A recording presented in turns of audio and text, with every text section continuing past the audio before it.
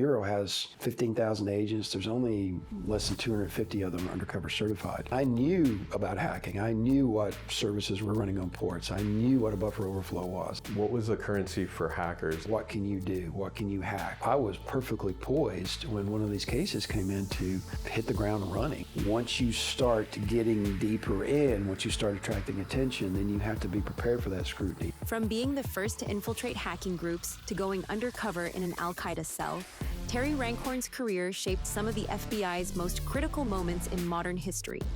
As a supervisory special agent, he led covert entry teams across cyber, physical, and electronic access on some of the government's most classified missions. You're laughing, drinking a martini, drinking Louis XIII cognac, having a cigar. What they don't see is after the meeting's over, you go in the back room and throw up because you're back keyed up. You literally start shaking. There was a former Taliban member who he was working for the U.S. government. He knew that cell needed some people to procure some things for them. I'm the guy who can get you something, and I'm also the guy that can move money around for you. Why would you take an assignment like that? Well, I did it because we wanted to pay him back for 9/11. 15,000 agents, there were about 70 of us. We were trained in how to break into the hardest of the hard targets. We broke into the targets that you would think, nobody could break into that place. So we did it. And we got in and out, and you would never know we were there. They went into a mafia boss of a family's house. He was sleeping on the couch. Reached over him and actually put a bug in the lamp, got back out and relocked the door from the outside while he was still sleeping on the couch. Initially, it was just get in and listen to what's being said. You got to bring a value proposition to the equation or they'll send you packing.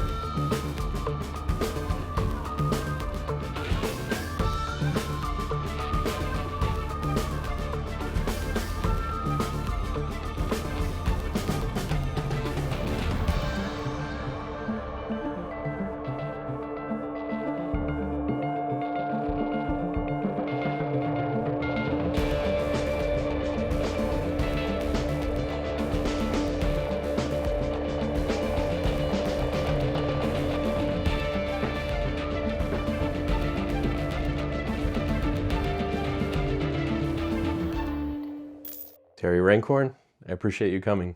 It's my pleasure.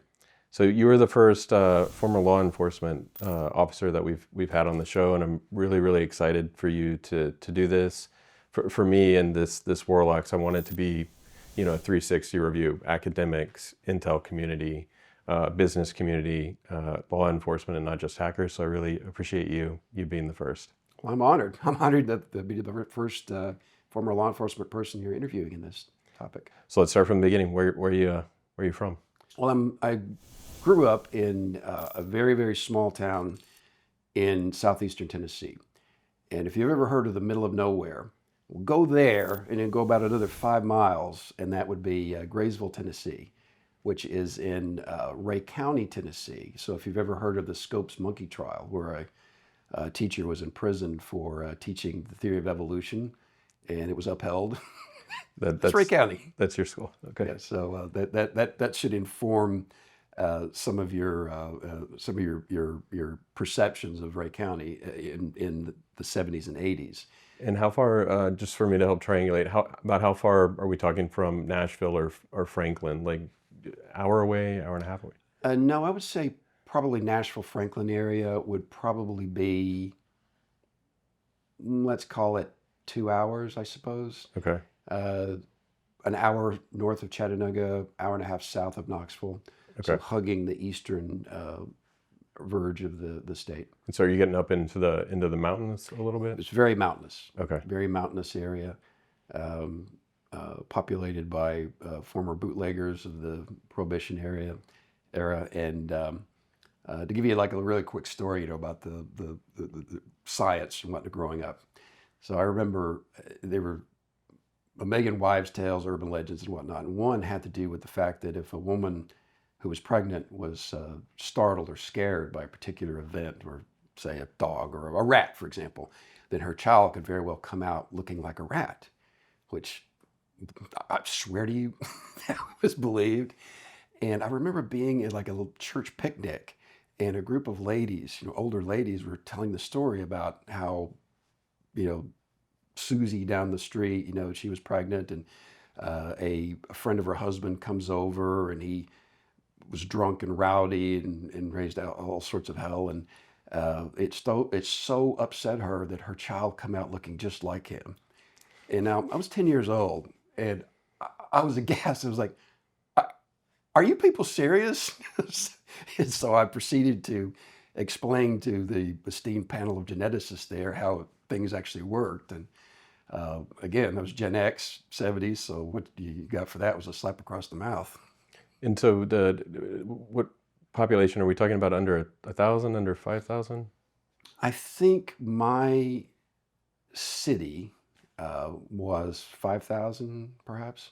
And so what was it like growing up there? I mean, I hear you on these legends or stories that you're hearing, but what was life like? What would you do for fun? So what would you get into?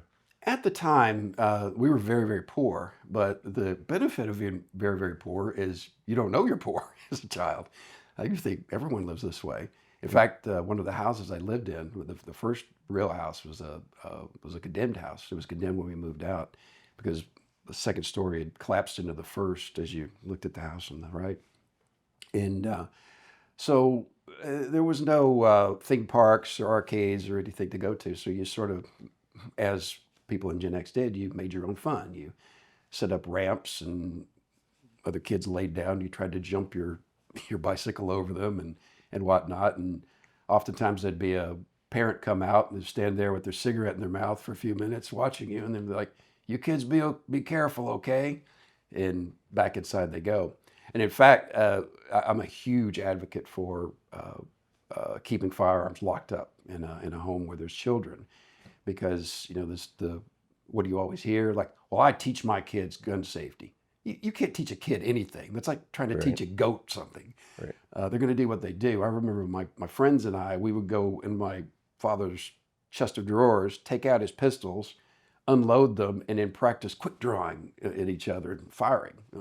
Thank God we never made a mistake and left a round in there. So, I mean, just thinking about it today makes my heart race. And then, so you mentioned your mom, and you mentioned your dad just then. You mentioned your report. What did they do? What did the town do? Was it like a coal mining town, or was there a commonality in terms of what people did for work? You are incredibly well informed. It was a coal mining town. It was really sort of established around a coal mine. That was specifically something called coke, which is a derivative of coal. But the mine ran dry in the early 20th century. So a coal mining town's bad enough. A coal mining town where the coal mine runs dry, it's just oppressive. But that being said, Nathan, the people in the town were good. Now, there were a lot of criminals when you look at the strict definition of a criminal being someone who doesn't follow the law. There are a lot of criminals, but one thing that a lot of people don't understand that never grew up around criminals is they can be really decent people. It's just they have no intention of following the law because they disagree with it, or it's inconvenient to do so, or you're not really hurting anybody, or there's a million different justifications. But by the same token, you might be committing what you find out later on could have potentially been a felony for someone who pays you $20 to do it. But then, if you said a curse word, they'd slap you across the face. It's like, what's the matter with you? You're a good boy. Don't be cursing. So there's this dichotomy. Sort of. And so it's a coal mining town. The mine ultimately dries up.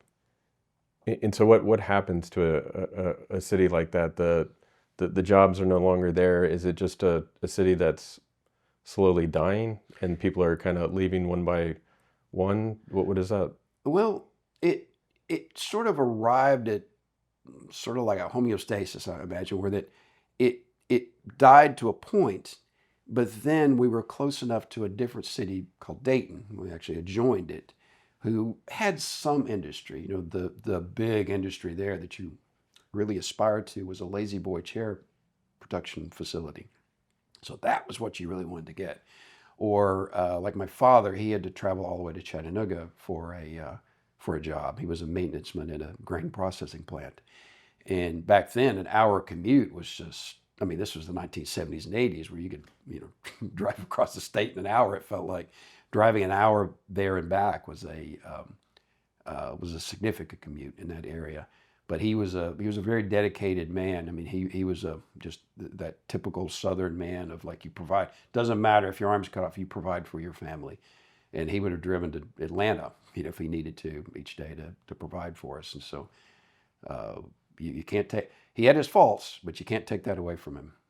And so, growing up in a city like that, and we talked about it last night. I grew up in a smaller town, not that small, but you know, typically kind of the point of view was that this is just life. You're not going to leave. This is kind of just what you do, and you know, your parents grew up here, and you're going to grow up here, and you're going to die here. Is that sort of how you thought about it, or was there ever sort of this pining of wanting to do something somewhere else, do something more? Or that's an interesting question, Nathan, because I knew many people who had never been out of the state.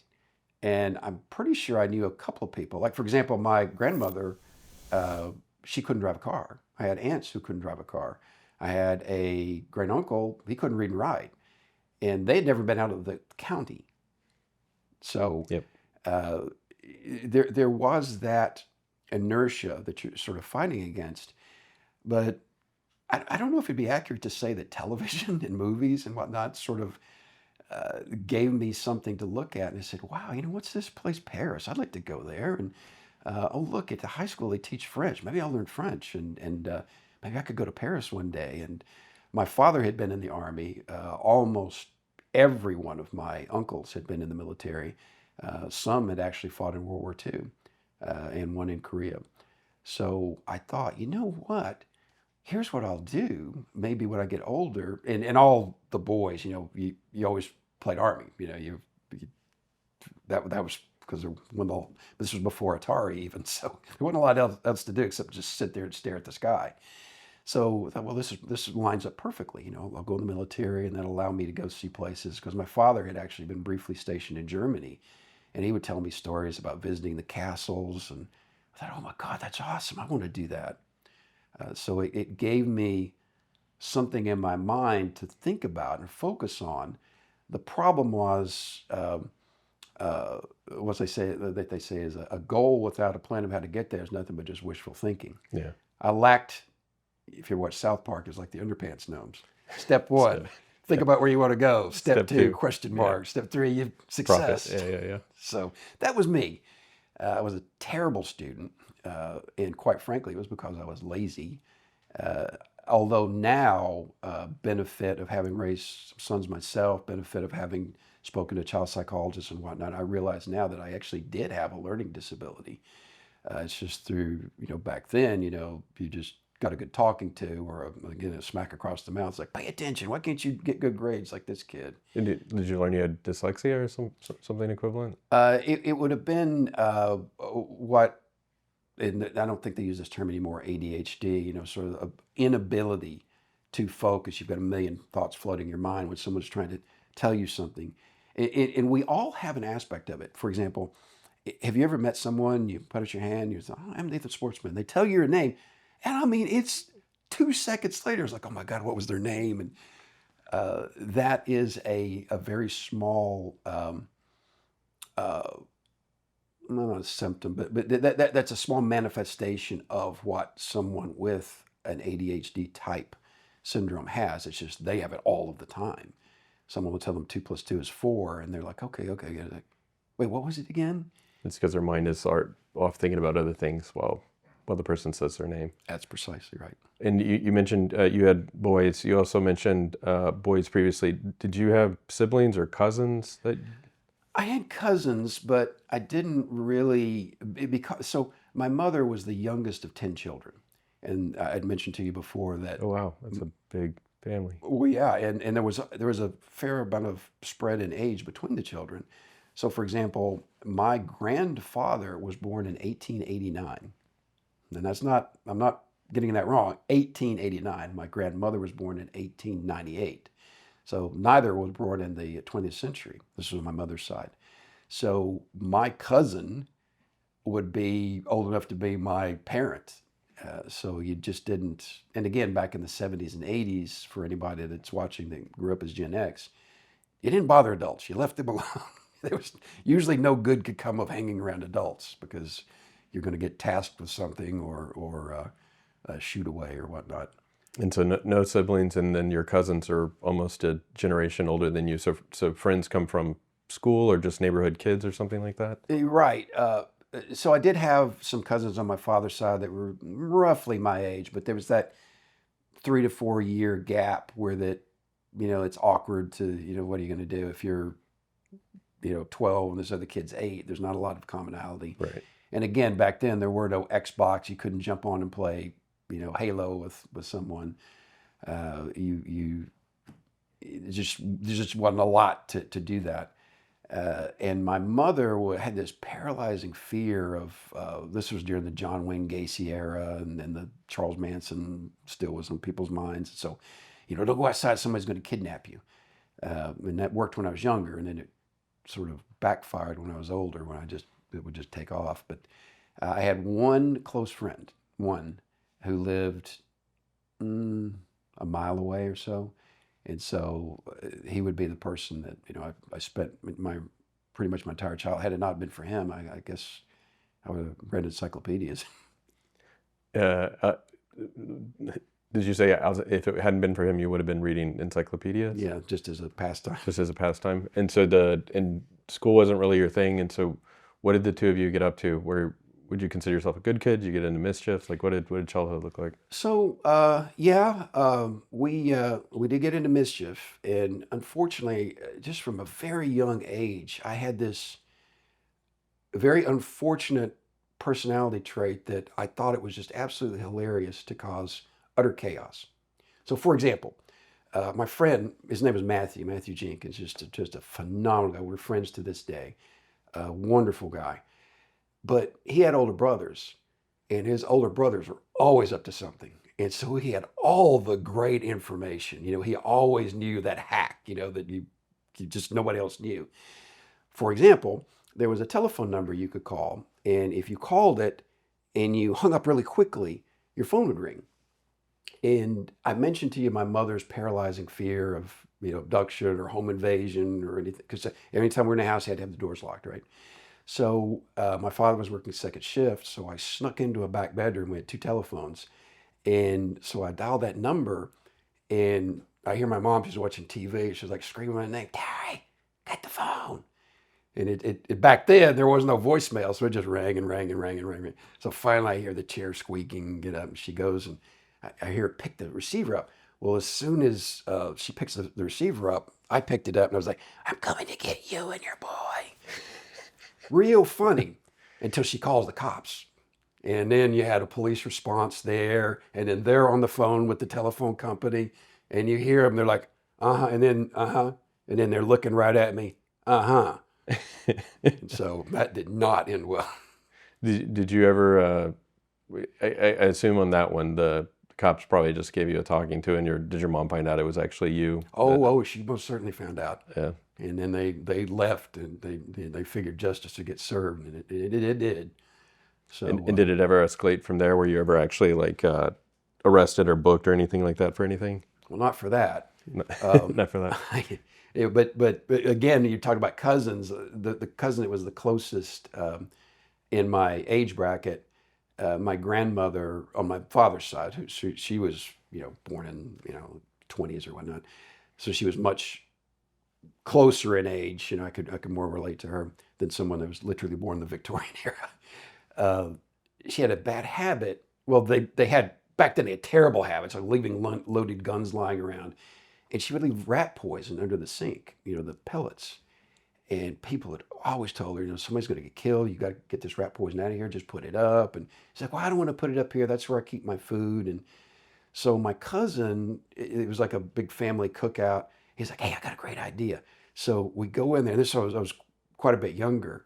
And so we took the rat poison out and we poured a bunch out on the floor. And then I laid down with it with the box, in my hand. And then he went and got everybody. And she comes in and she starts screaming, starts grabbing her chest, which I think she might have had a coronary event. And once again, it was not funny, now think about it, it was not funny at all. She could have died.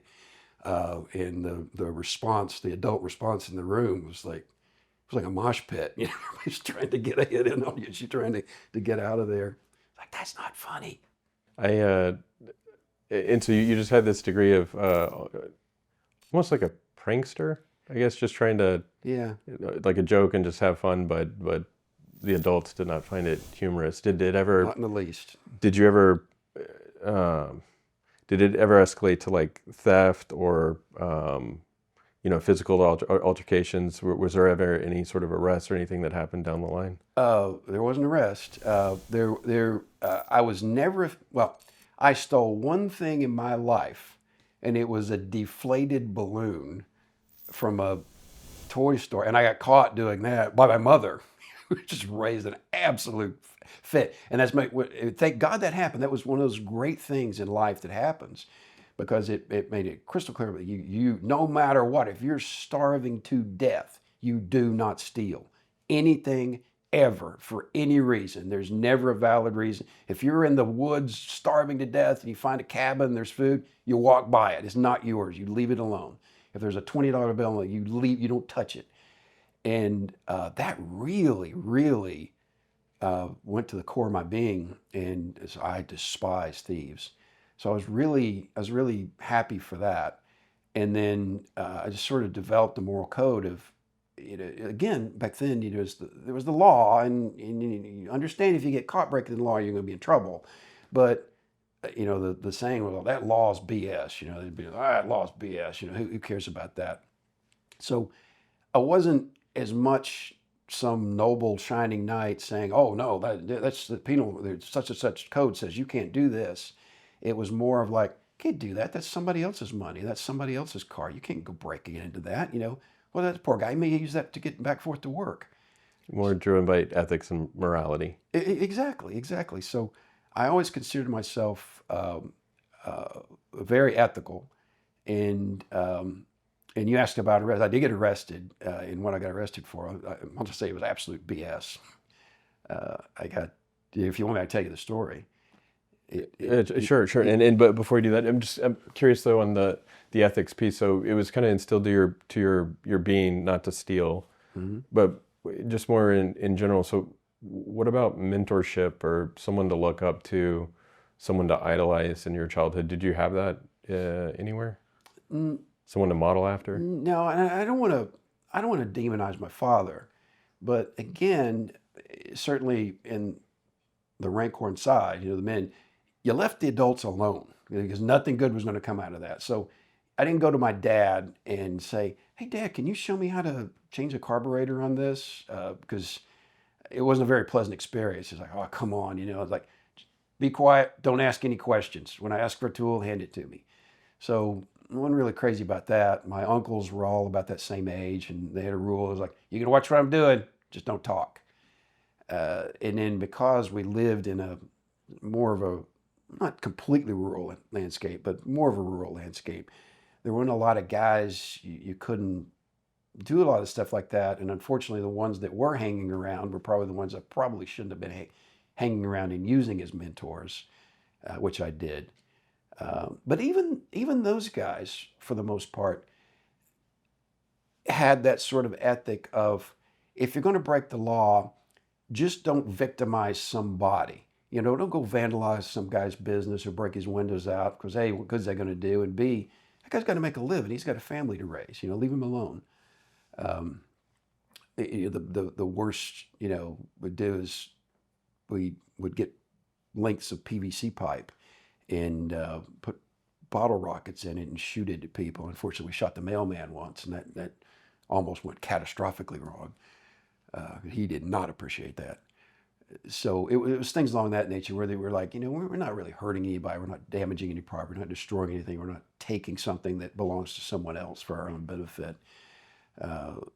That was more of what we sort of got up to. In the and I'm going to go on a slight tangent. So I'm at the end of Gen X. I was born in 80, but it seems like a lot of male father figures back then. I'm just curious, does it still exist today? And kind of what you described, you can watch, don't say anything, and sort of the children were kind of seemed as in the way a nuisance, an annoyance. It was kind of an obligation. Has that pattern of behavior changed over that time? Was that a generational thing, or fathers in certain circumstances still like that today? So I can't give a really great longitudinal study. I can't reference anything. However, what I have seen anecdotally from everybody that I know who's a parent is it is diametrically opposed to when I was a child. In fact, you have people make fun of the so-called helicopter parents, and people that want to be friends with their kids versus being a parent. Well, why can't you be both? Why can't you tell your kid, don't go buy marijuana from some kid at high school because you have no idea. He didn't grow it. You never had no idea what's in it. It could kill you. Look at these news stories. It's killed kids. But yet still be their friends, say, so that they will trust you and so that they will come to you when they have a question like that, instead of doing what I did. It was just sneak around behind my parents' back. Yeah, you didn't, and that's, I remember to your point about knowing you wanted to kind of stay away from your father because it probably isn't going to go well. It's going to be not super comfortable. Just the simple question of asking, could a friend stay over or could I stay over at a friend's? I remember as the week would come up to the weekend, to prepare myself, I would be terrified to actually ask my father. And to me, like today, that feels crazy. But that's the way that it was. And I know we haven't done a lot of it, but do you have any thoughts on that pattern changing and why that changed from one generation to the next? I suspect it was the same thing that I experienced. So, talked about like working on cars or whatnot. One of the reasons you didn't want to do it is because, God forbid, he bashes his hand with a wrench or something. He's going to be in a foul mood, and you're the closest thing to hit. Yep. And he wasn't a monster, but he had a violent temper. I mean, I remember him beating a neighbor unconscious once, which honestly was somewhat deserved. But he put me in the hospital once, and several other times didn't quite rise to going to the hospital. But it wasn't a fun experience. Because of that experience, though, I have never once hit my kids, not once. And they're great kids. Everyone is sir and ma'am. They're adults now, and they still, if they met you, it'd be sir. They're hyper respectful, extremely honest. If a cashier gives them too much money, they'll drive back to the store to return the money. They're great kids, and you don't have to be Attila the Hun and make them fear for their life at all times. To I don't believe, and still, in fact, people that are big advocates on hitting their children, they say, well, that's when America was great. We did this, and look at today, how things are, how disrespectful people are. I would say to them, I say, go to a prison, take a survey. How many kids got beat when they were children? Now go to a medical school and ask the same question and compare your results.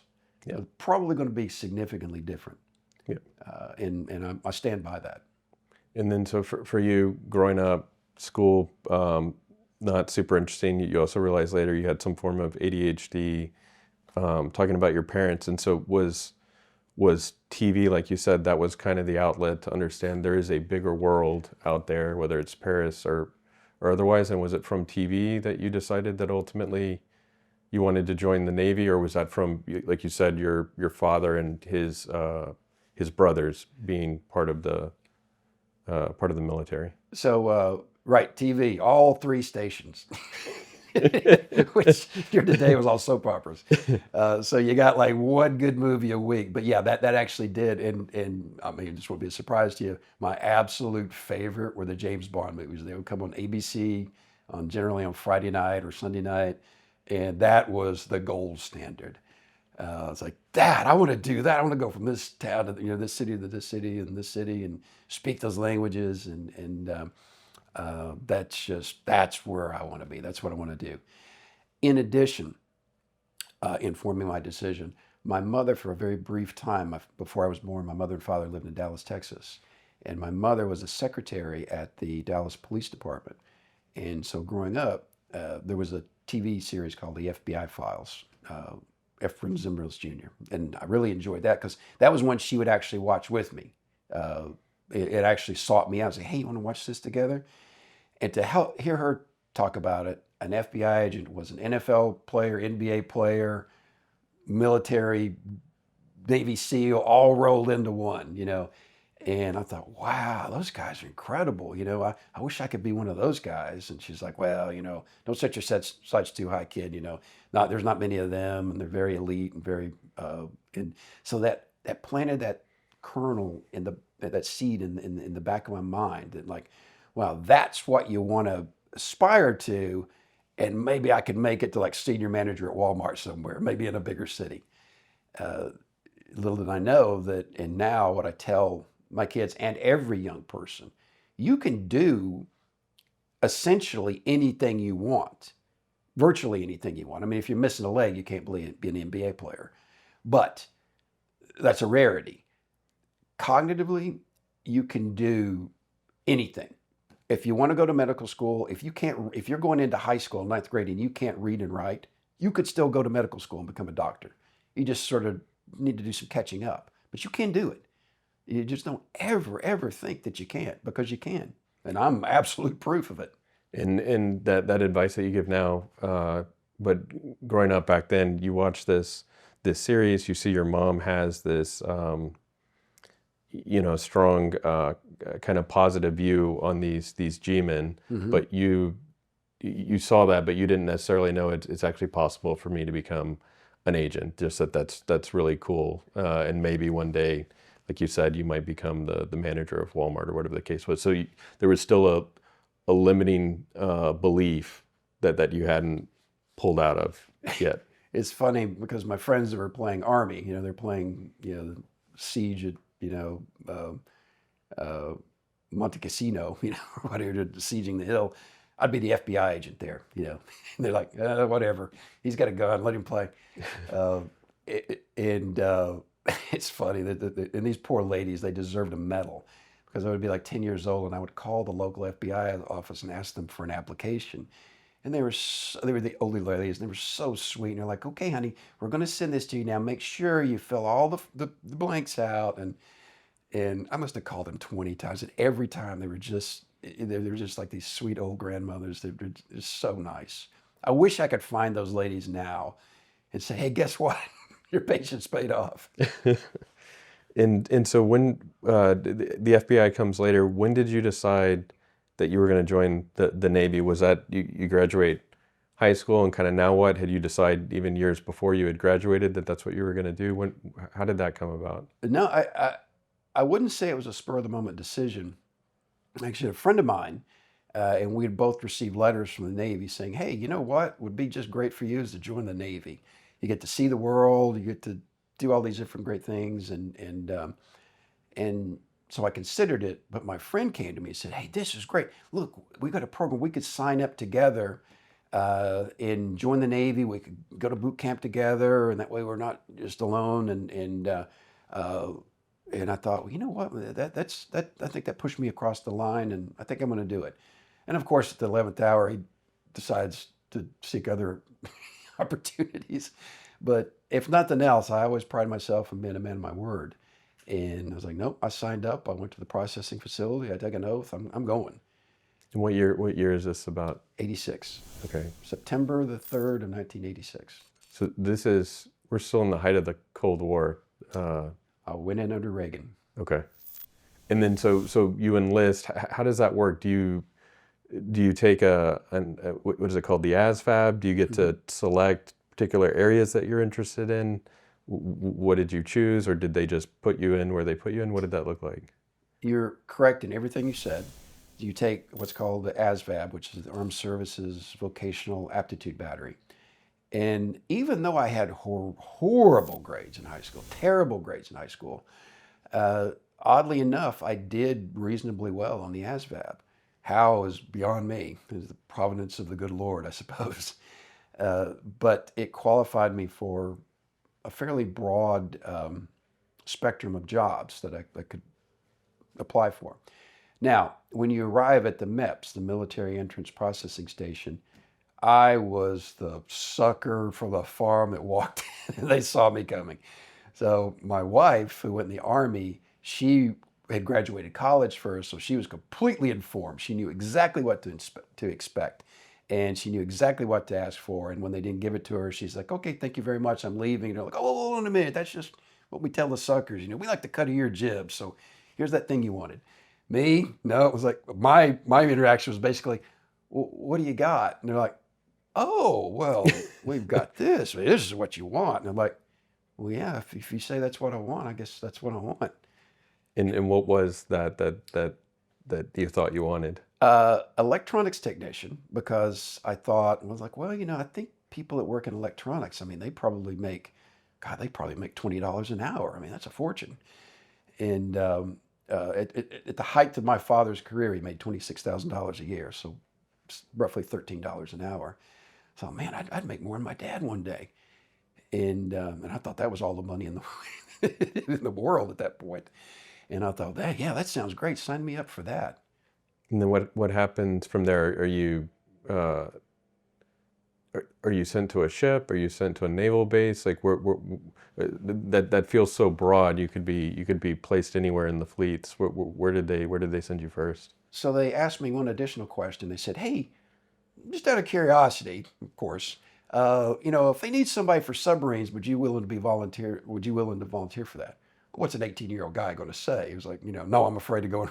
"Well, yeah, of course I would." Well, now you sign that paper, and anybody that volunteers goes. So what happens is you are sent back home for a week or so to collect your belongings, and then they pick you up on a bus. Took my first plane ride in my life from Knoxville, Tennessee. Took a bus to Knoxville, plane from Knoxville to Atlanta, and then to Chicago, Great Lakes. And your life comes to an end. Again, I grew up, I was lazy. I was, to an extent, oppositionally defiant. I also had that streak of thinking it was really funny to create chaos. And I got into an environment that was not at all like high school, where they're like, "Oh, you don't want to come to class? Don't go to class. We'll fail you." To one where they tolerated absolutely zero nonsense. And the best thing that ever happened to me in my life. And so really initially it was kind of a total culture shock, to say the least. How long did it take you to kind of adjust to that new rigor and that format? I believe, Nathan, that within 2 weeks, my boot camp experience was 10 weeks long versus most people it's 8.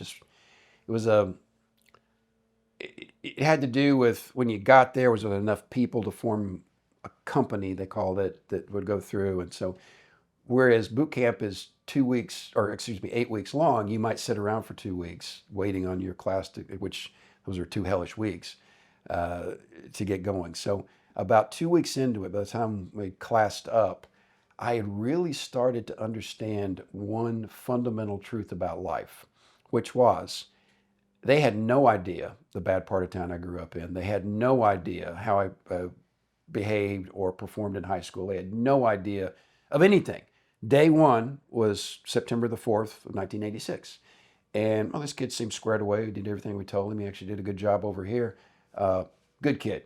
You over here, you're always screwing up. Why are you if you ever watch Full Metal Jacket, the guy right in your face. And I was like, well, I don't want to be that guy. And it's sort of akin to what Thomas Jefferson said, that everything in life is based on good luck. The harder you work, the more good luck you'll have.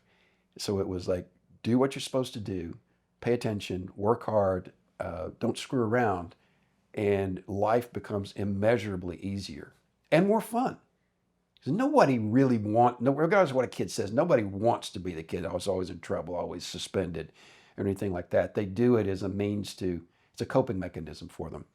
That is pretty profound, and to go through that and have that realization boot camp. So one, you have a clean slate, and you recognize that these folks don't know who you are, where you came from. But two, your own sort of mental reset.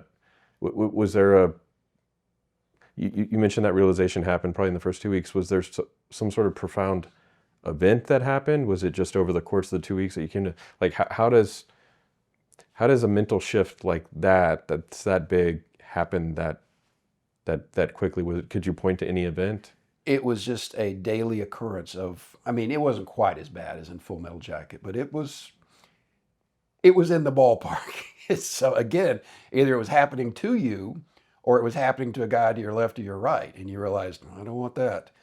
And then it was a carrot and the stick type of thing, right? So you realize, not only am I not getting the stick, I'm actually getting a carrot, and I really like being on that side of the fence. And then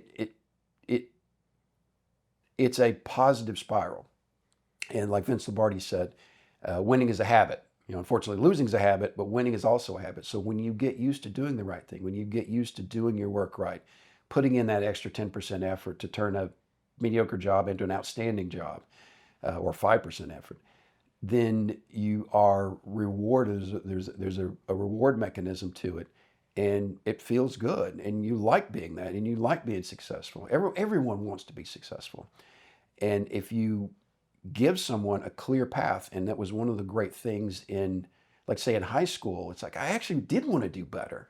I just didn't know how to. It was like, the teacher says something, I forgot it 2 minutes later, or and then that turns into like, well, why even bother going? So I'd end up missing, statistically, I think 2 days a week I would miss. It got that bad. Well, then there's no way you're going to be successful then.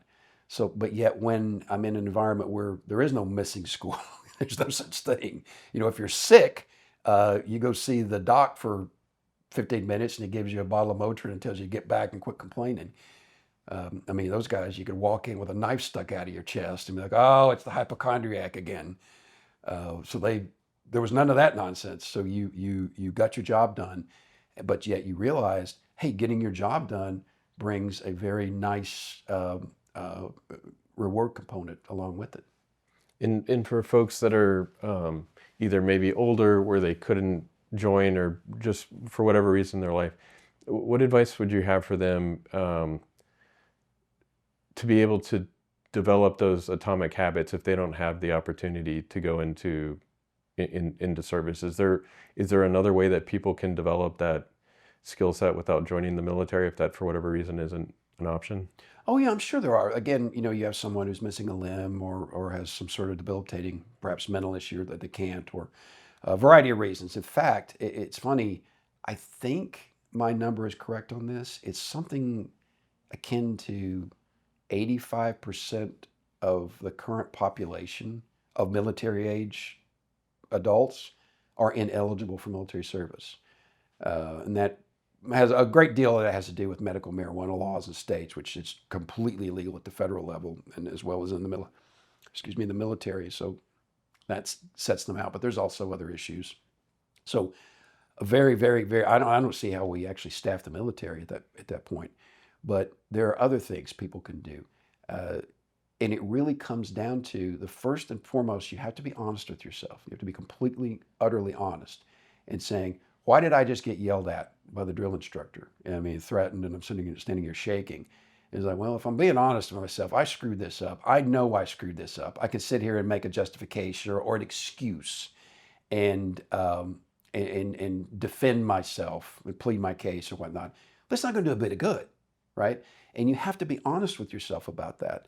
And so I would say, be honest with yourself, understand what you did right, what you did wrong, understand what are the right and wrong things that you need to be doing. And one thing I tell my sons is always, always, always be positive. I said, I've never seen, not once, ever, a successful person that complains all the time. So if you do just those three things, you will put yourself on a path to success. And as I said, it's an upward spiral. So once those things start to bear fruit, you will then spiral up even quicker. Now, there'll be a couple of adjustments you'll need to make along the ways. Maybe you didn't get something exactly right, but that will put your life into a positive trajectory, and only good will come of it. Do you do gratitude journals or anything like that? So like any way to deal with like today didn't go exactly your way. and the outcomes weren't what you hoped it to be. Do you do anything to help reinforce positivity, or advice you give your sons on how to always stay positive even when the chips are down today or tomorrow, or whatever the case is? I don't keep a gratitude journal, but what I do is I reflect back on something a mentor of mine told me, which was when you're like, oh my God, I had the worst day. It's like, did you have the worst day, or did one thing that lasted 5 minutes during the 24 hours of the day go wrong and you ruminated on it the entire rest of the day?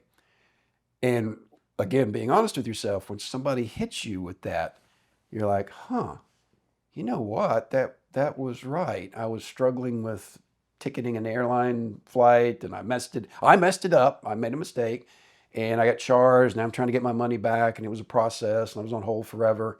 But eventually, at the end of the day, I got it all sorted out. So why am I still mad about it 4 hours later? And why am I letting it ruin my experience of seeing this movie that I wanted to see? Because the guy sitting next to me in the theater, he doesn't care, doesn't know or care. So you're not hurting him. You're only hurting yourself. Yep. Yes. What happens is neither good or bad. It's our thoughts that make it so. And a big part of what I try to do is meditate, not for the 10 minutes that I'm meditating, but for your point about rumination, so that when something happens and then I'm starting to just replay that in my head over and over again, I can catch myself and just, no, I'm not gonna do that. I'm not gonna spend my time like that. I was going to say, there's one other thing, and I've taught my boys this as well, and it came from a famous admiral's speech about making your bed. He gave it at UT? West Point, or Annapolis. Yeah, and at UT, which is, when you get up in the morning, make your bed, and make it nice, because that's your first win of the day. And remember, I said winning is a habit. So when you do that, now when you go down to the kitchen and there's some dishes around you, and I'm gonna clean up. Now I've got 2 wins. And you're like, hey, I'm hitting on all cylinders now. Now you tackle the taxes, something you'd been dreading. It was like, and you get through that. And you're like, hey, look at me, it's not noon yet, and I'm just killing it. And that has such a positive effect on you, because as you said, how we perceive things is our reality. So I may still yet have to, I don't know, maybe mow the lawn or do something that I didn't particularly want to do, or have my car fixed or whatever. But yeah, I've got all those wins behind me, so now I can go into that with a lot of momentum. And so this program that you went through, it's turning teenagers into adults, effectively. That class that had to assemble for the boot camp to begin, were all of those folks going to underwater to submarines, or was it a mixed mode of folks? Would you ultimately see those folks on the ship that you deployed on? Sadly, I never saw a single one of them again. I had some great friends in there, but we all went our own ways, because there's the air component of the Navy, there's the surface component of the Navy, there's the shore component of the Navy, believe it or not, and then there's the subsurface community, and also the special warfare community, the SEALs and whatnot. I went into the subsurface community, and from Great Lakes boot camp, then I went to Pensacola, Florida, which was awesome. It was great. And it was like every college frat movie or party movie you ever see in the 80s. That was that, because it was co-ed. Boot camp was not co-ed. So this is just fantastic. And that's where I learned to be an electronics technician. I had no idea what an ohm or a volt or an amp was till that day I showed up. And because of the work ethic, because of the process and the traits that had been instilled in my boot camp, I was quite successful in the school. And it had a middling level drop rate, meaning that some people are like, they just cognitively can't do it. And what I learned was my cognition was decent. It's just that I'd never really applied it properly, and really I never applied it properly because I didn't effectively have a gun to my head said, do it or else. Do it or, because they told you that. They said, we don't care. We do not care. There's guys signing up at MEPS right now. If you don't want to do this work, if you don't want to do the homework, if you don't want to study and not only do it, but actually perform well at it, then we'll strip you of your electronics technician rate, and we will send you to the fleet to paint ships and sand rust off of them for the next 6 years.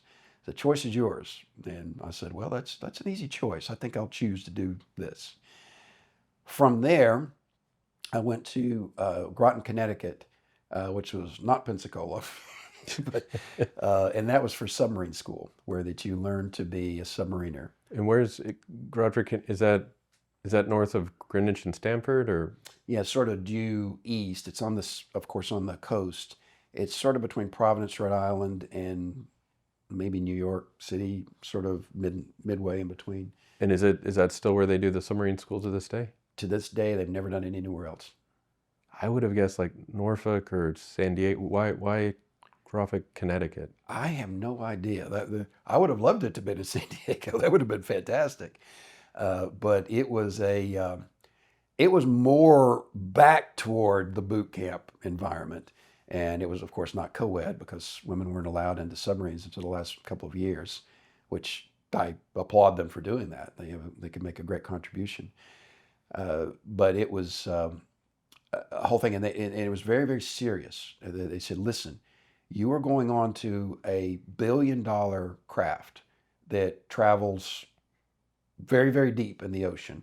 One mistake by one of 130 people that are on that ship could cost everyone their lives. And we've lost submarines. We have lost, and of course, their total loss, you don't survive a submarine going down. So they made it very clear, and they kept reinforcing that. And every person on that ship has to know their job and everyone else's job. If you're the guy who works on the electronics for the radio room, you have to know how the hydraulic plant works, because if you're walking through and all of a sudden the pipe bursts, you have to know how to isolate it.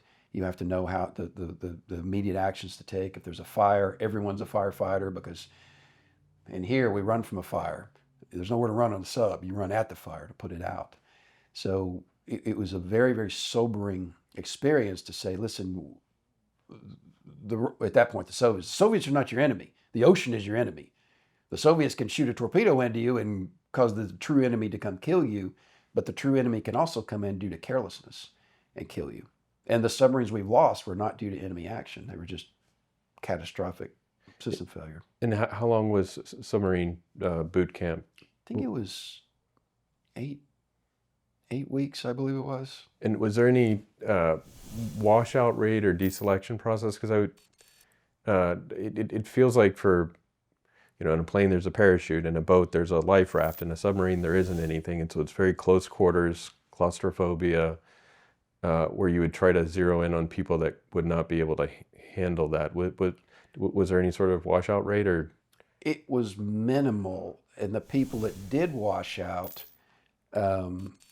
were generally due to drug use, which absolutely astounded me. It was like, they told us from the very beginning and showed us, demonstrated this, you're drug tested, I mean, it's not every week, but it's very frequently. And there's no way you're going to avoid getting caught. There's zero chance that you will escape their scrutiny.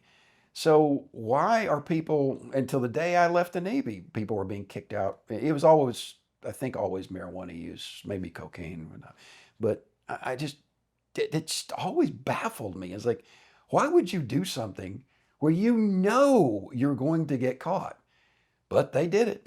And so that was the only people I was aware of, because the academic portion of it wasn't all that difficult, which then when you get on the submarine, it is very difficult. The stuff they taught you in submarine school was just a broad overview. When you get on the boat, they mean it. You will know every nut, bolt, screw, flange, pipe, everything on that ship from stem to stem. Like I still know our ship was 360 feet, 9 inches long.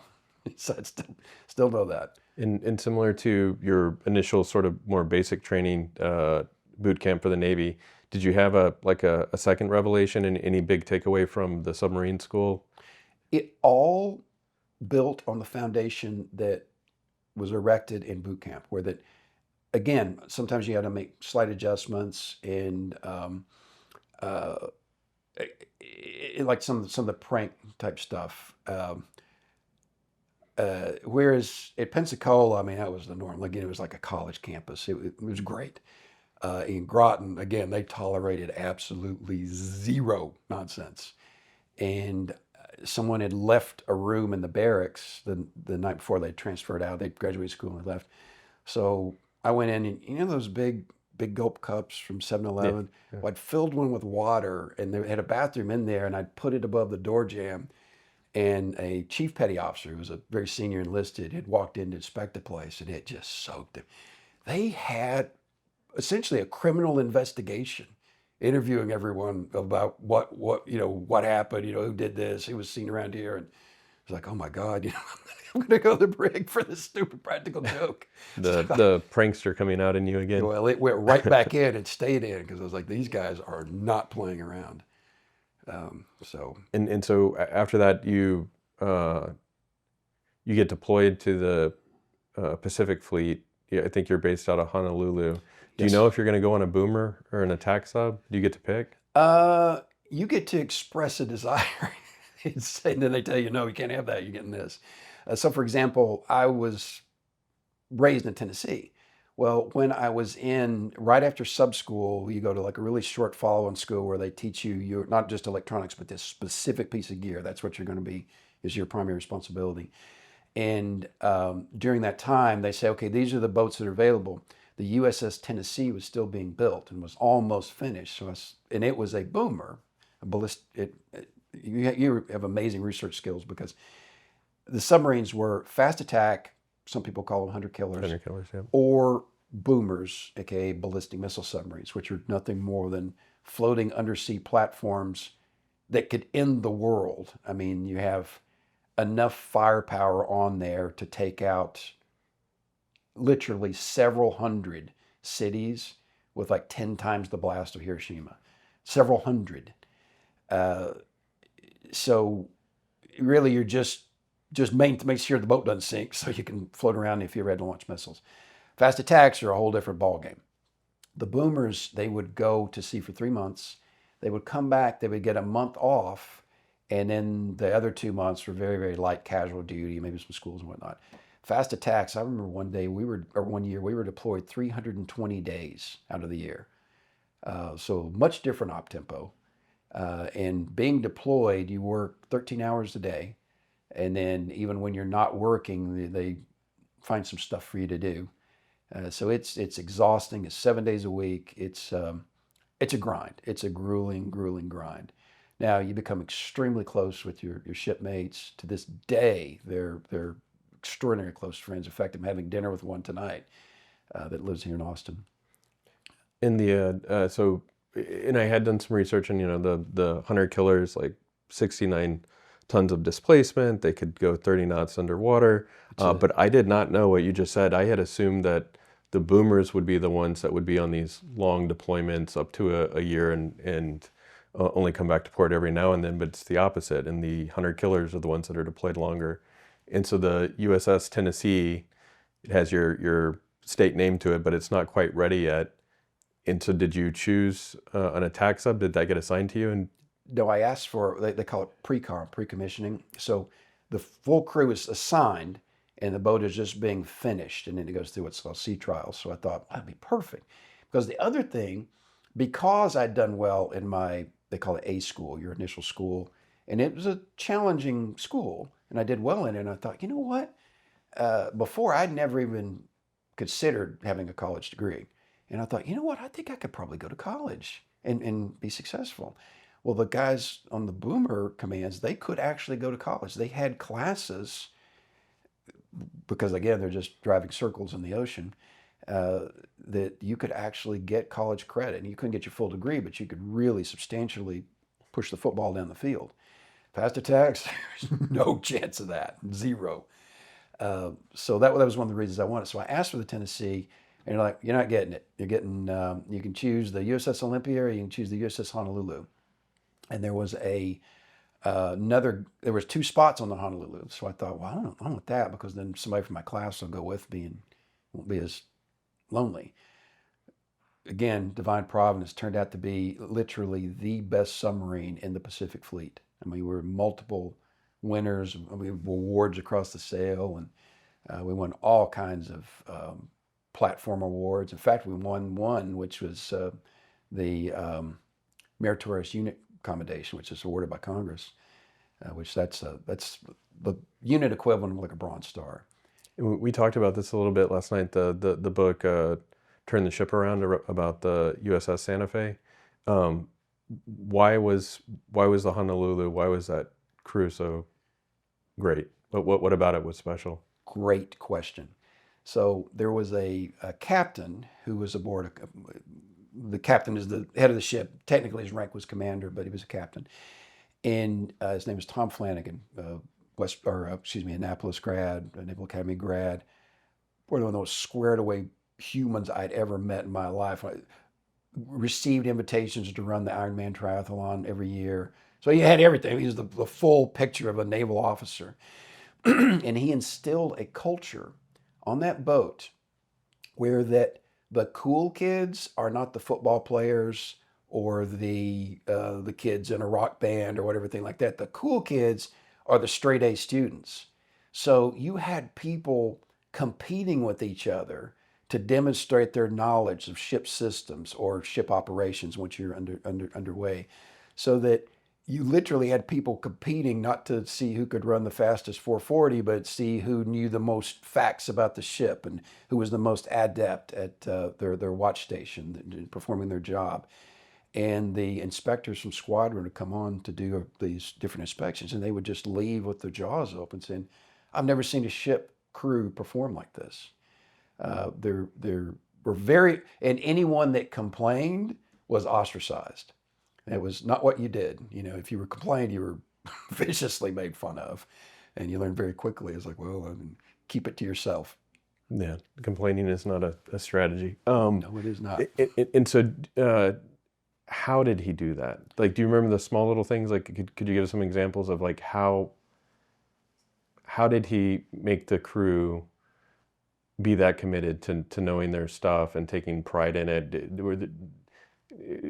Do you remember just any of the small little things he did? So on the Santa Fe, the book, and God, I just read it recently. I can't remember the captain's name, but he did it in more of a Edwards Deming TQM flattened approach, which was extraordinarily successful. I mean, you can't argue with his success.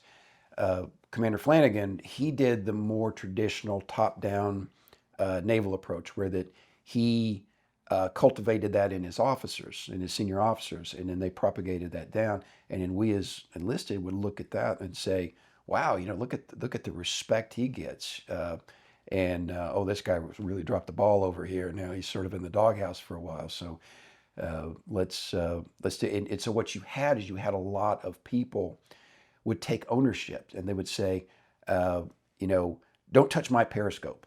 Well, that's not your Periscope. I mean, that's a $20 million finely tuned piece of electronics and optics that belongs to the U.S. Navy and the taxpayers.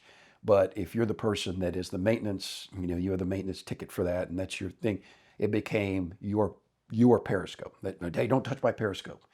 And he encouraged that because it instilled a sense of pride, but also agency. It gave even low E2, E3, E4s their own agency that they could demonstrate by showing proficiency.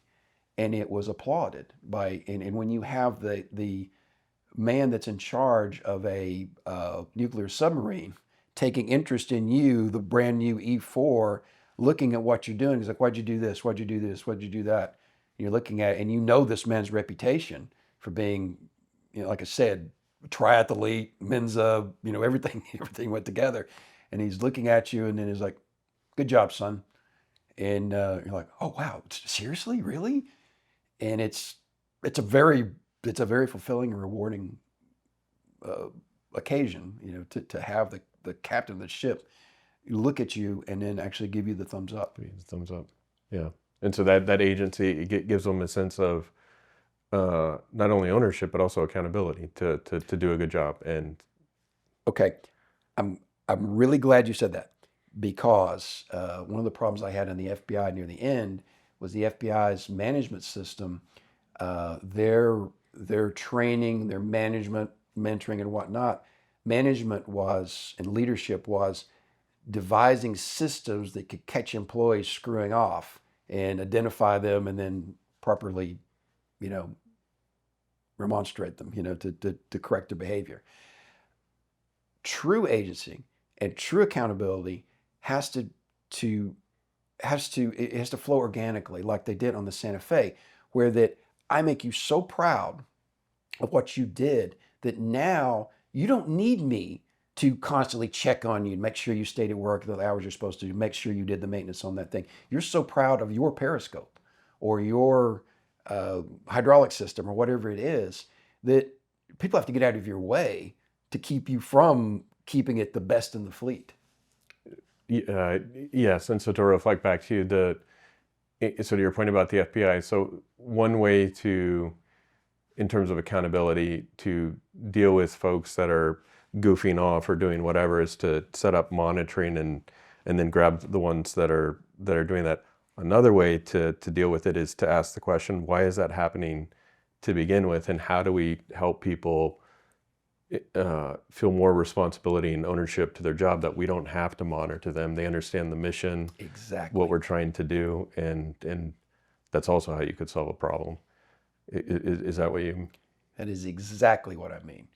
When you unleash the power of that low level of the pyramid, which there's much more people on there, and you inspire them, because that's what a leader does, right? Nobody elected Al Capone. No, Al Capone did not fill out an FD 997 asking for promotion for this spot, and then other employees are told you have to do what he says. People followed him because they realized that was their greatest chance of surviving and being successful to be part of his organization. And so they lined up behind him and they gave him, their fealty.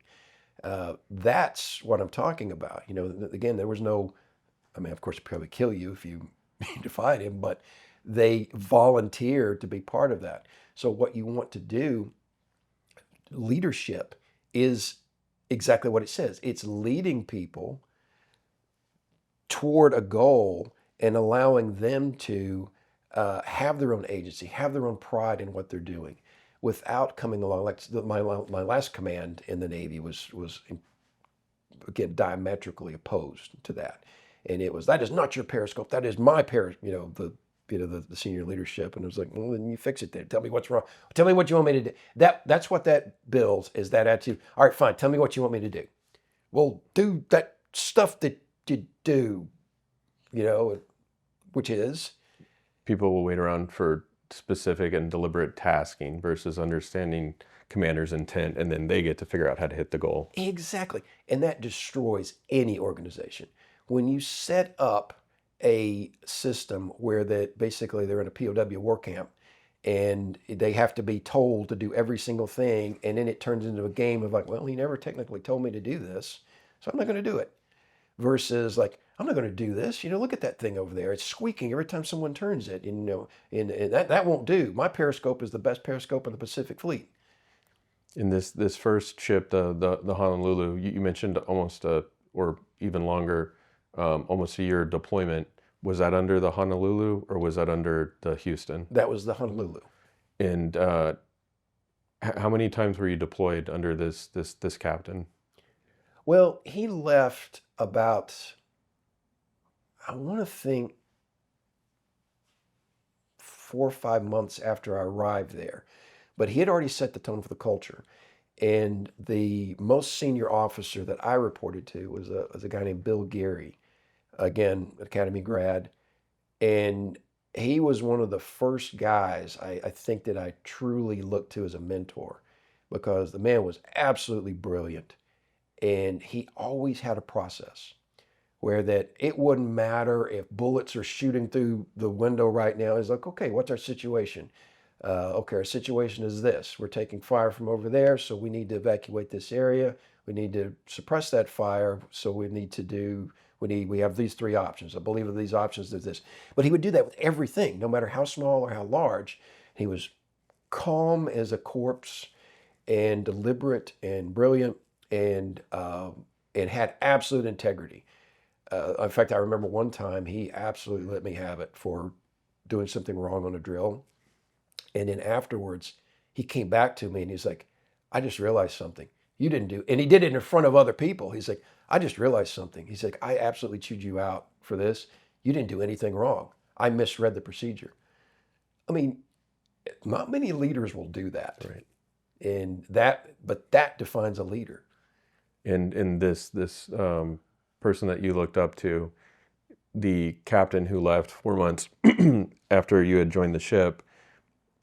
I mean, I guess that is the mark of a good leader, is that the culture, the standards, the tenor and the tone that's set up can actually survive even after his departure. That is exactly right. And it did. It did. That had the ship continued to have a standard. So these boats are, I think, like 360 feet. These Los Angeles class attack subs, so pretty small. What is it like being underwater for a year? I used to tell people, like, go crawl in the engine compartment of your car and take a nap. Because they make it perfectly clear. They said, this boat is not meant for comfort. It is a machine. You are living inside the machine. So it was kept at I think the high 50s was the temperature, because you had to keep it cold because of the gear. You had to keep the gear cool. Everything is metal, everything. I mean, except the bunk that you're in, which is a mattress this thick, and you have they call it a rack. It's just where you sleep, and it is essentially a shelf that hinges upward, and then there's a bedpan underneath the shelf that's about 8 inches deep. That's where all of your worldly possessions go. So that is your home. And there was a medal, and we talked about this last night, so I kind of researched the citations that you received, or not commendations and medals. One of them was the Navy Expeditionary Medal. Yes. And what I read through the research was setting foot on foreign soil, being part of a foreign operation, or part of a combat operation. And what was it, the Honolulu that received that citation? Yes. So something happened that was worthy of that. Yes. Is that classified, or is that something you can talk about? Oh, no, I can't talk about that. Okay. But however, I'll leave you with this. There's a book called Blind Man's Bluff, where it lays out stuff that we signed papers that would go to jail forever revealing. In that, you read that and you have a very clear picture of Blind Man's Bluff. where the metal came from. But yeah, it was setting foot on foreign soil or behind enemy lines in hostile situations, I believe. Something to that effect. Okay, that'll be my next reading book. Thank you. It's a great book. And as far as the Honolulu and then later the Houston, do you have kind of the biggest memory when you were at sea? It's something that, when I ask you, like, what is kind of the one big thing that you remember from your deployment on the Honolulu? What is the thing that immediately comes to mind? Well, we would do these, they were called spec ops, or special operations. And I remember the first time we were getting ready to go what's called on station with a spec op, and then they gave us the full brief of exactly what we were doing. I was like, wait, what? We're going to do what? And I mean, talk about a sobering moment. And it made me realize, ever since September the 4th of 1986, forward had led me to that point of do your job, do it right, take this seriously, or you could get everybody killed, including yourself. And so that really crystallized everything. And looking left and looking right and saying, if anyone's going to keep me alive, it's these guys. And they're all up to the task. So that's the other thing that sort of fostered that feeling of competence, and competence being the attribute you really strive for, not being the cool guy, not being the guy with that could bench most weight, or the cool guy or had the coolest, the best looking girlfriend. It was the guy who was the best person at his job, because that's how you're going to stay alive. Have you ever met Kevin Mandia? Yeah, I've several times. And so my understanding is, prior to founding Mandiant, I think he was in the Air Force's version of OSI. The Bureau. Mm-hmm. And he had a saying that I think was over his door at Mandiant, but it was, do it right, do it now. Kevin is a phenomenal guy. Yeah. I actually had dinner with him at the Hofbrauhaus in Vegas right before he sold. No, he changed the name. I think it was Redcliffe, and he changed it to Mandiant or Red something or another. But it just, I mean, phenomenal computer security guy, extraordinarily successful both in in financially and in the computer security realm. Just the most humble guy you'd ever meet. Just a great guy. And I've had a chance to meet him a couple of times. But that same sort of mentality, even those same words, there seems to be a common thread of, some sort of military background when it comes to kind of discipline, precision, show up, do it right, that sort of thing. Absolutely. And so from the Honolulu, you switched to the Houston. Is that because of a reenlistment? When you reenlist, you get redeployed, and it's a different crew, different ship? Exactly. What happened was I left the Honolulu because you just burn out if you're on the boat too long. And I could have stayed an extra year and a half and just got out of the Navy, but I had a very wise person explain to me, said, hey, listen, you've put in all the hard work, go to shore duty. Shore duty is a tenth as arduous as sea duty. And while you're on shore duty, let the Navy pay 75% of your college tuition. You're going to have more free time than you ever even imagined was possible to a human. And you can go to college, you can do whatever you want to do, and then get out. Well, I embarked on that. The only mistake I made was they when I reenlisted, they said, hey, if you'll extend for 14 months, so it's essentially a year, and go back to another submarine, then we'll pay you sub-pay, which is virtually nothing. But foolishly, I said, well, yeah, that sounds good. That money could come in handy. Because back then, the pay in the military was shameful. I got out of the military with 9 years of service. I had medals. I had admiral letters. I was an E6, which is fairly high as an enlisted person. And I think I made $17,000 a year. And you say, yeah, but they gave you a barracks room. No. That was with the supplement to live out in town. Yeah. So it was shameful pay. So getting an extra $80 a month was proportionally a pretty big pay bump, right? I should have never done that because the second boat was nothing like the Honolulu. It was a completely different experience. And between the first boat and the second boat, so in between is when you got your bachelor's and your master's? And my master's. And that's where I think it was a master's in information assurance. Is that right? Right, yes. Mm-hmm. And so the second boat, was it just sort of the inverse where it kind of taught you everything not to do? It was almost like a training exercise, and like you said, exactly what not to do.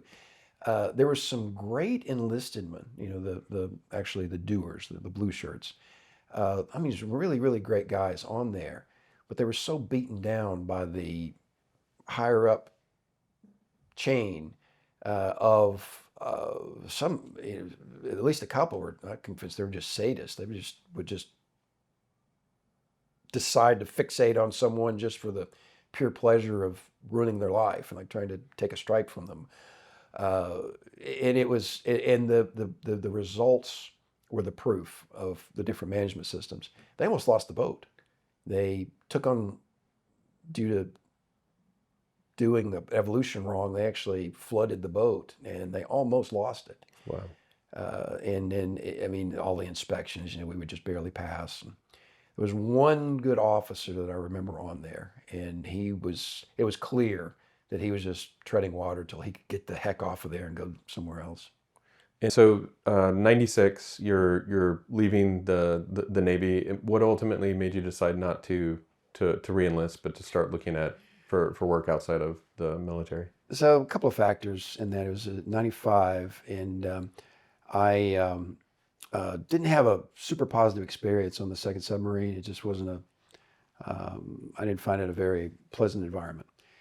Again, a lot of the guys at the worker bee level, just phenomenal people, but it was burdened with a bad leadership structure. Compound that with the fact that now I had both my bachelor's and my master's degree, and I was going out on a high note, and I thought, well, what better time to... I didn't see a career arc staying in the Navy that would really lead anywhere apart from making $17,000 per year versus seeking my fortunes on the outside. I thought I could do better. And so you had watched these series with your mom about G-men. That was something that seemed super cool. Your mom was obviously very very passionate about that. You could see that she had a lot of respect for those based on her work. I think you said with the Dallas Police Department. Dallas Police Department. Kind of association with law enforcement. But that wasn't the thing that immediately happened. What did you do? What did you do next once you left the Navy? So I didn't really even have the FBI in mind when I left the Navy. I was moving into a job with a defense contracting firm, and it was so in my degree I had gotten more into computer security, security architectures and whatnot. And I really found it fascinating, and I think I'd always sort of had the hacker gene. When I was a kid, I really enjoyed the logic puzzles. It's like rearrange these matches to form four squares or connect these dots without crossing the line. I always really liked those things, which then when I got into my degrees, I the whole nother world, right? It's like, through the looking glass and you see buffer overflows, malformed packet, just all a whole new playground. And I was very lucky at my shore command where I taught electronics. The administrator said, "Hey, we're putting a new system online here. We'll sandbox the old one, knock yourself out. If you mess the system up, I'll just reload it." And so it really allowed me to get all that out of my system without, having any temptation of, And is this the VAX BMS that you talked Yes, about last exactly. night? Okay. Right. And so then when I got out, I found what seemed to be a perfect fit for somebody who liked to be a hacker. It was at this company, they would, they're the big contractors, they would take legacy naval systems. So there would be a steel cabinet that was 6 feet high, 4 feet wide, and it had the functionality that's essentially of our Apple Watch now. And my task was figure out what that thing does, which is a more complex problem than it might sound, and then strip the guts out of it. At that time, put a 486 motherboard in it, in the cabinet, and then create the software that will replicate everything it did.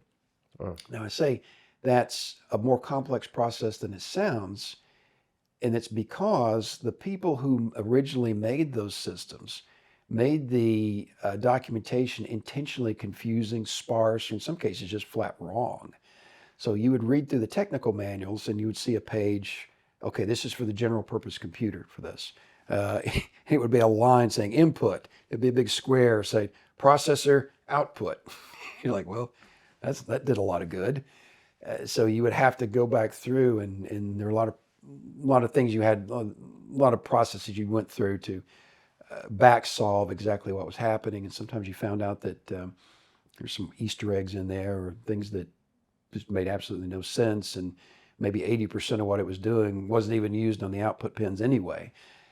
So that was my function in life. I would take something, figure out how it worked, replicate it with new, cheaper, more readily available parts and materials, and then get it back to the fleet. So the process you were effectively reverse engineering since the specs didn't quite match what it did or they're incomplete, and you were having to figure out how that system worked and then clone it with the x86. That is a perfect characterization. That was exactly my job. And it was it was a great, again, if you have the hacker gene, it was great because we had the best solderers in the world. We had people that could fabricate different enclosures, different brackets and rails to make something, bring something into existence that had never existed before. We had great coders. I had a group of people. It was great. It was a fun job. It was certainly interesting because everything is.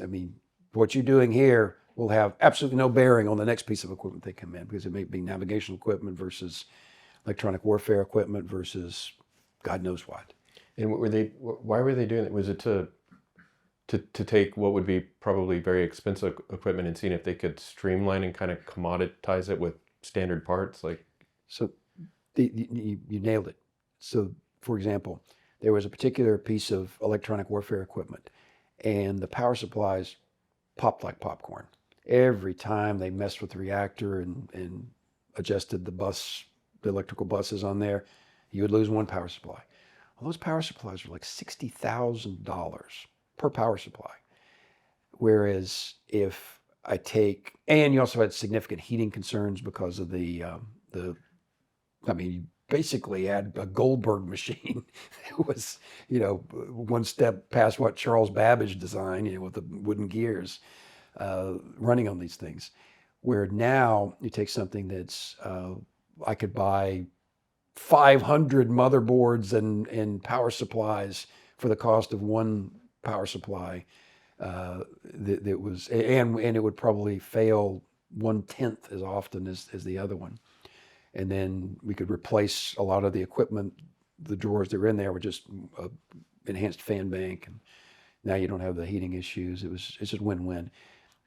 And contractually, the gear had come to its end of life, what they call it. So there was no reason to keep it around. And then, in addition to retrofitting and making it do what it did before, we would also, as you do in business, you'd say, oh, and you know what? I've got actually a lot of processing power left. So if you wanted to also do this, this, and this, we already put the connector on the back. So if you wanted to do that, just let us know. We'll enable the code, and for a very small fee, we'll hook that up to do this function as well. And potentially getting these things to maybe 1/10 of the cost of the original equipment. So how long did you do that gig for? So I did that from 95 all the way till I went in the Bureau in August of 97.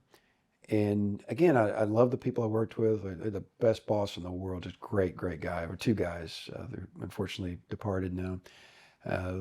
Great co-workers. But again, it was one of those things where it wasn't where I saw myself being. I mean, the money was good, but not great. And, that's one of those things where you might get a 5% raise every year possibly, but you're never really going to, it's not like computer security where you could, make a significant amount of money if you're proficient. And during that time, a friend of mine from the Navy that I'd served on the Honolulu with asked me, he had since moved to San Diego, and he asked me, he said, hey, could I come use your computer? I'd like to print out an application for the FBI and fill it out. And when he did, everything flooded back in from my childhood, and including that experience I'd had in Hawaii. But I looked at everything in total, and I thought, I'm not really super fulfilled with what I'm doing. And looking back because they had a very exclusive list of qualifications for you to be able to get in. I thought, I have a current top secret clearance. I'm in pretty good shape. I did well in school. I don't see a lot of weak points. So to heck with it. What's the worst that can happen? I apply and they don't take me. And it was a long process. It was like a year and a half I was in the pipeline. And then things broke loose, and it was like, okay, come for your phase 2 interview, meaning that you passed phase 1, and then I went up was me and 7 other people. 2 of us made it through that interview. Came back, and then next thing you know, like, hey, you need to take a polygraph, hey, you need to take your physical examination, and hey, how would you be able to show up for class in August? And well, yeah, of course. And next thing you know, I'm sitting in a classroom at Quantico. And before we jump into new agent training, the acceptance rate for the FBI, it's something like 5%, somewhere around there. It back then I thought it was 3%. Maybe I'm misremembering that. I believe it's 5% now. Okay, so 3 to 5. I mean, low single digits. So that's around the acceptance rate of like a Google or Harvard or something like that. Right. So lots of applications, very few get in. Is the class for Quantico and new agent training, is it once a year, twice a year? How often do they cycle new agents? So a lot of the government's really bad about this, and I don't know why these happen, but you have these peaks and troughs. So evidently 20 years prior, they must have had a huge peak because they might run 10 classes a year, or well, they wouldn't run 10. They might run 5 classes per year some years, They ran 13 classes that year because Wow. because you start each 2 weeks. So they literally, every time you could start a class, they were starting one. So the whole academy was just a buzz. It was like a beehive. It was wonderful. Everybody's excited. They want to be an agent. And the classic persona I think of when I think of the FBI is, it's folks that have a background in accounting, maybe lawyers, things like that. In '97, is that persona still accurate? Is that mostly the kind of the backgrounds of folks? Is computer science starting to come into play? Was there still that classic sort of G-man, suit, just the like picturesque Boy Scout sort of kind of profile that you would guess? I was the only person in my new agents class that had any background in computers whatsoever. So yes, you're right. It was heavily toward lawyers, then accountants. Then they'd open up a new program, which fortunately I qualified under, called Diversified, meaning that you had to have, I think it was 5 years of productive job experience. It couldn't be working at, Papa John's or something. It had to be in a professional field. Military accounted for that. Law enforcement accounted for that. And you would then be qualified, provided you met all the physical requirements, the drug requirements, the everything else, the psychological requirements. You were qualified to be an applicant.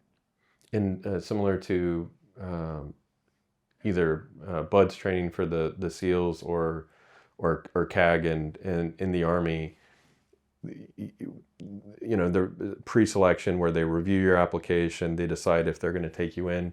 Is there also sort of is it at the new agent training? Is it somewhere in between where they're doing like PT, just basic stuff to figure out if they're going to formally invite you? What does that qualification process look like, kind of end to end? So there's what's called phase one, which is essentially a math test. And I'm not letting any cat out of the bag here. The Bureau, one thing about the Bureau is very good, is they will tell you everything they expect of you.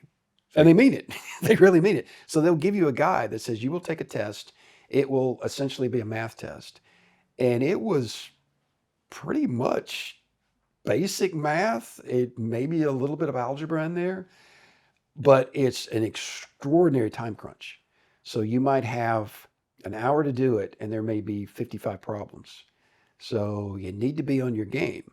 And they'll tell you it's going to be a math test. So what did I do? I went out and I was just, anytime during lunch or whatnot, I would do math problems. I would buy simple high school math practice books or SAT prep, and just do the math portion constantly. And I actually finished it. And I found out later on that very few people actually finished it. Of course, I don't know, maybe I got half of them wrong. But that was phase one.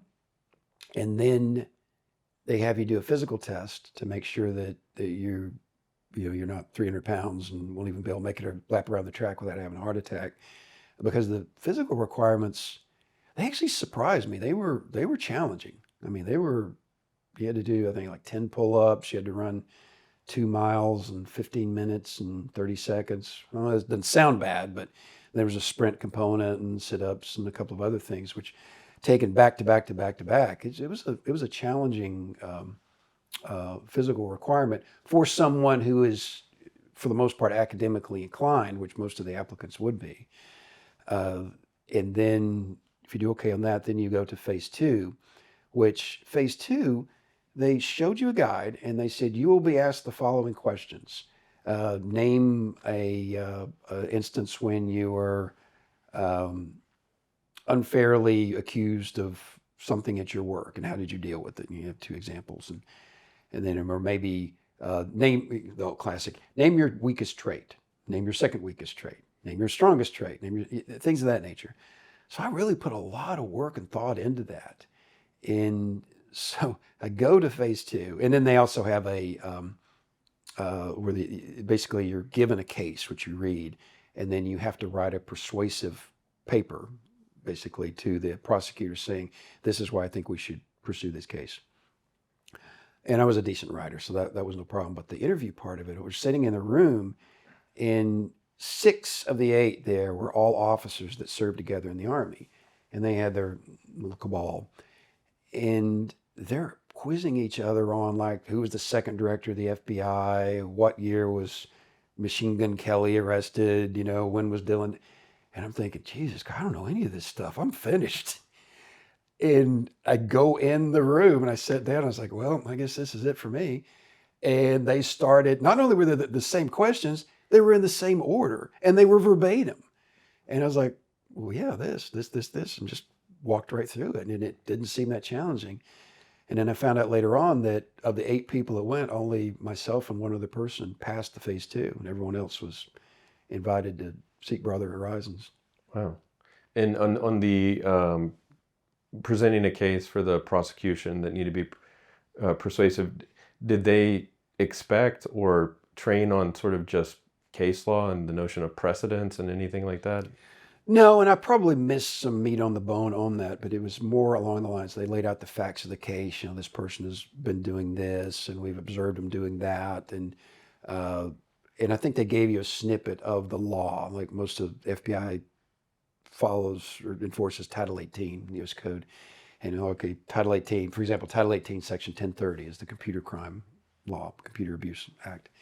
And so they say, okay, this person was known to be doing these things, and we've observed them do this, and here's the body of Title 18, Section 1030. You need to explain why we should pursue this case and not drop it. And so you had to make a persuasive argument. And I just went back to college. Everybody else is halfway through theirs, and I'm still doing an outline. Well, they give you a pen. I think that was kind of a trap. And so, next thing you know, these people are like, oh, they're like scratching things out. Well, I didn't write anything till I had my outline finished, and then cogitated a bit, and then thought, okay, then this is what I'm going to write. This is a random question, but did you ever watch the movie with Will Smith and the aliens? And there's a scene where Yes. they're interviewing, and they're all trying to write the paper like this, and he's the one person that actually pulls over the table. They made the paper intentionally thin so it would Right. rip, and the pencils were done. I thought, it's funny you said that. It is exactly what I thought when I watched that movie. I was laughing about it. That the table's there. If you just pull it over, you could use it. And Yeah, and so sometimes the test is not the test; it's watching to see the behaviors and how you actually problem solve. So, and I assume there's obviously probably as part of the pre-screening background check, drug tests, things like that. Yes. What about psychological evaluations or marksmanship or anything like that? no marksmanship. In fact, they would prefer, like my wife I think she may have fired a gun once in her life. But because they started with her at ground zero, she was just a remarkable shot by the time she finished, better than me, by the time she finished the academy. Practice makes permanent, and so not having bad habits that they have to unwind. Exactly. Perfect practice makes perfect. Not Yeah, practice. right. Perfect practice makes perfect. And so you go through that. You mentioned you're at Quantico. At that point, are you considered an agent, or do you have to go through new agent training, and is there a washout rate through that? It's very, very, very low. We lost.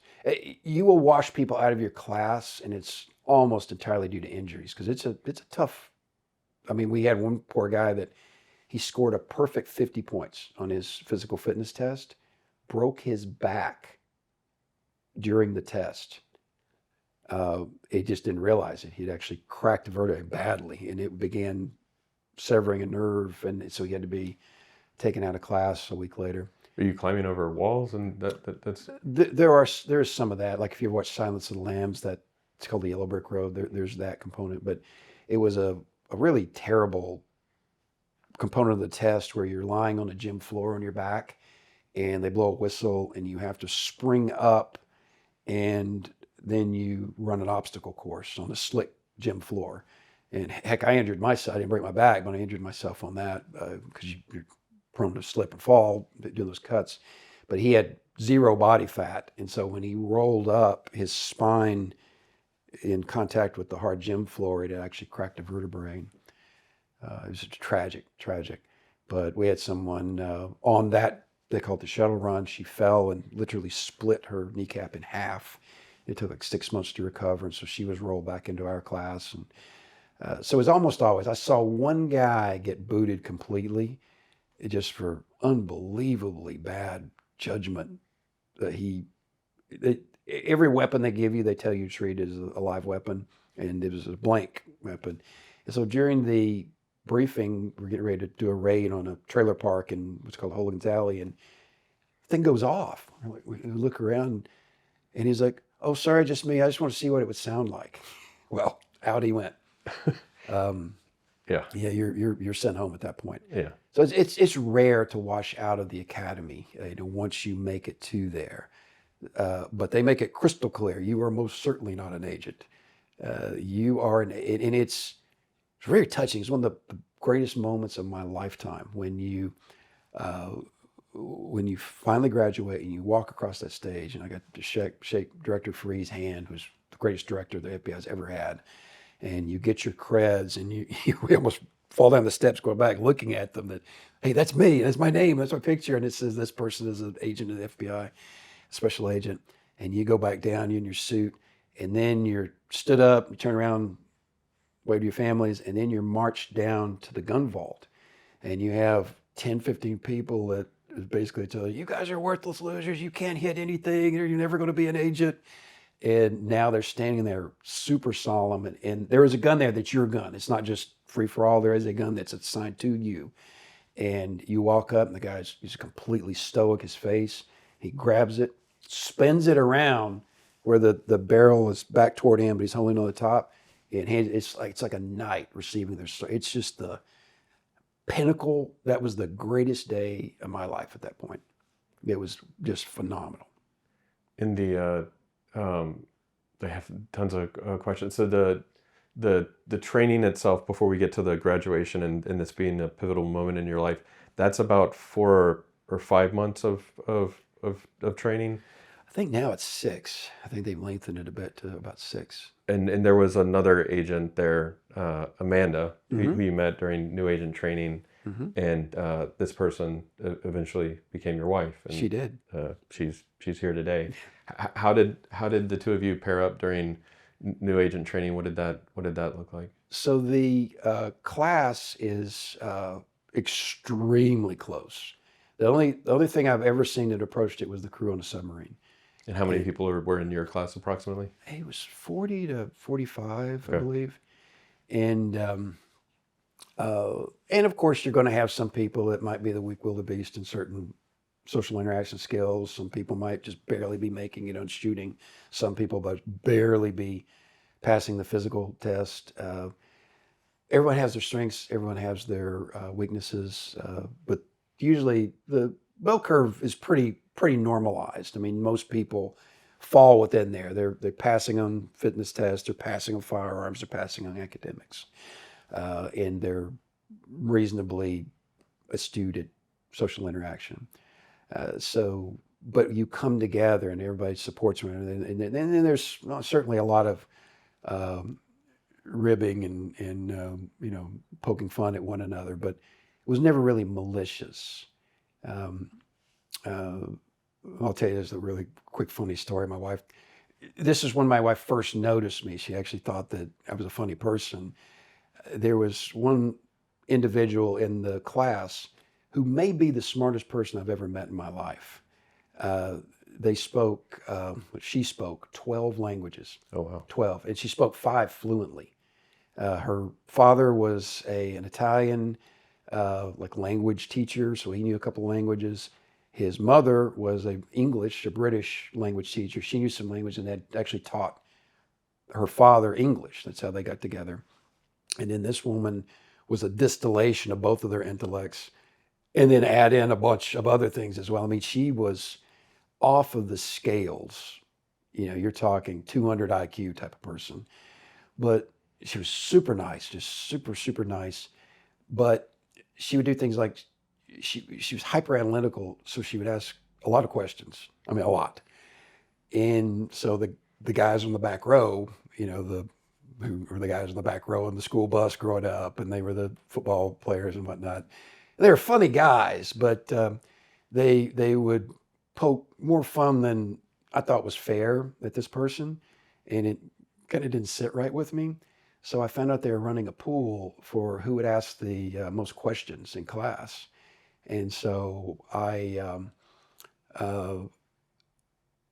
I've never asked that many questions in my life in a single session, and I could see them keeping tallies, and they're like looking up, and so I threw all their numbers off, and then what nobody really knew is I'd conspired with a buddy that sat next to me who had actually bet on me, and so we really, and I thought that was apt justice, I thought that's fair, that's karma, and that was fair. Well, she found out about it, and she thought that was just hilarious, and so we began talking and whatnot, and nothing really progressed in the academy just because you can't, if they caught something like that, they'd kick you out, both of you.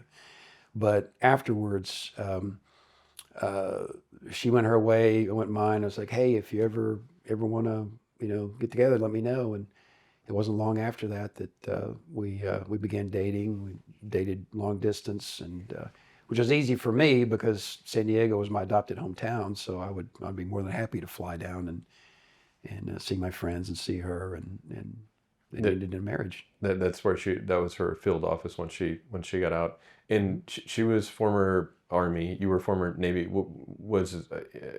Is a good amount of the class former military that goes into the FBI, or is that more unusual? Well, that's a good question, because in my class there was an overwhelming number of military, but I've been back in recent years, and I think this is just reflective of society in general.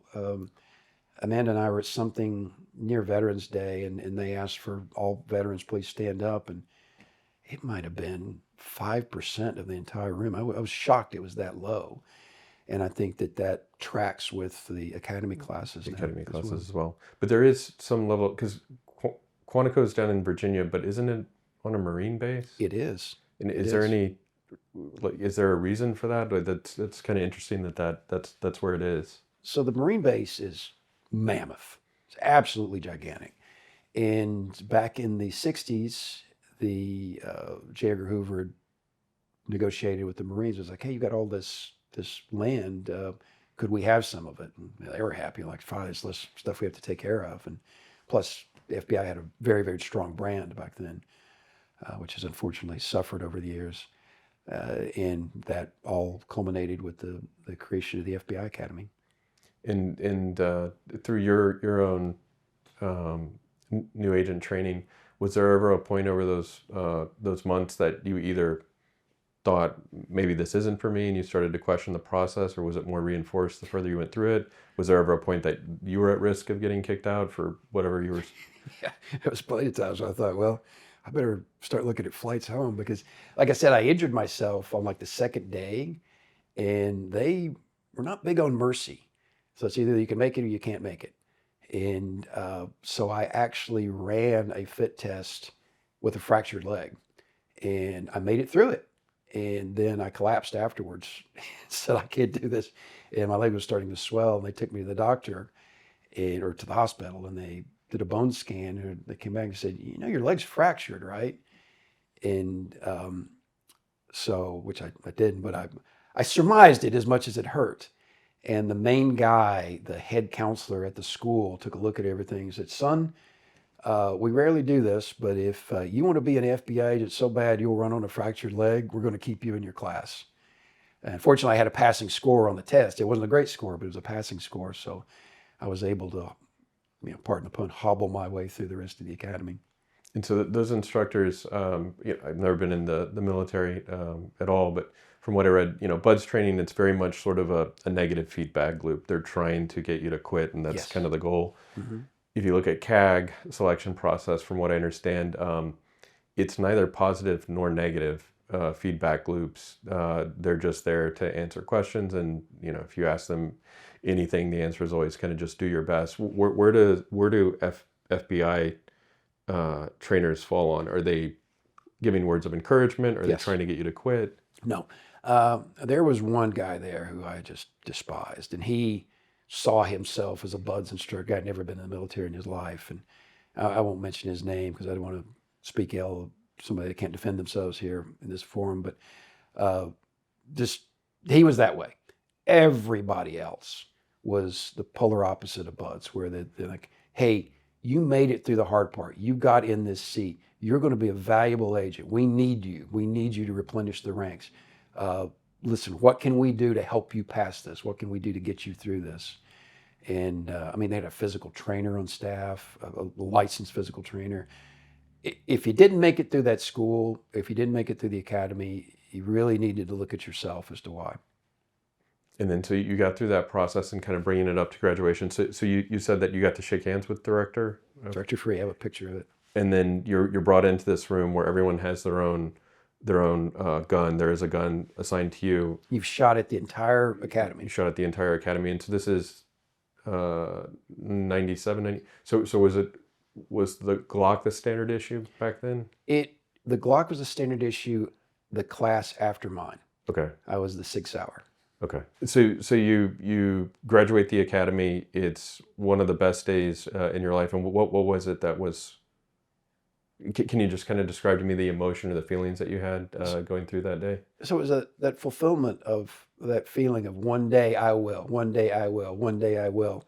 And today's the day. You've made it through the firearms. You've made it through the physical training. My leg is now healed. The academics were never really a problem. That it wasn't super challenging, academics, but just everything. The tactical. That was another thing that gave people problems. They'd have you construct tactical.